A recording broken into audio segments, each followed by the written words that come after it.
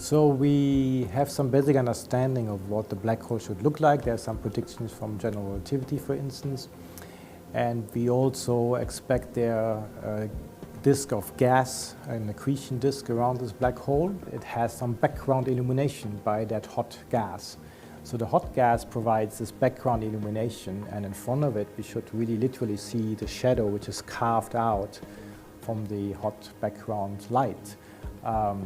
But because it's such a strong gravitating body, it's not just a normal round shadow as you would expect it from some normal object, but you actually, as I tried to say, you have some photons having some funny path around the black hole, even from the back side, that you would otherwise not see.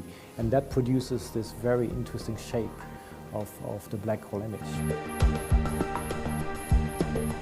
I don't know if you have seen the movie Interstellar. There's some nice rendering of a very high resolution image of what it may look like. Our image will not be that high resolution. It will be a bit disappointing, I think, if you think that's what you're going to see.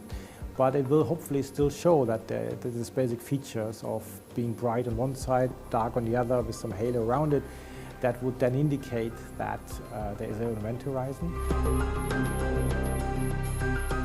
I would like to find a pulsar around the black hole, because if the pulsar orbits this black hole at the same time, in further distance than the gas, but I would nevertheless be able to sort of measure the spin orientation of the black hole by looking at the orbit of the pulsar. And so if I found a pulsar, I can tell Luciano, who's our modeler, how the image should look like. And then we can give it to the observers for doing the image, and then they compare the expectation with what we actually observe. And so we can actually do more than just take an image. I think we try to understand the physics behind it and therefore test really the predictions of how black holes should look like. Personally, I would find it much more exciting if we find a discrepancy, because that means that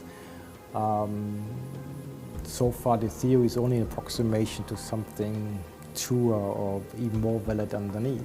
It's like Newtonian gravity, where people have thought Newton's gravity is valid for hundreds of years, and then we found deviations, for instance, in the orbit of Mercury. So it's a very similar analogy. So by falsifying the theory, you learn much more sometimes than by actually confirming it all the time. So I think that would be much more exciting.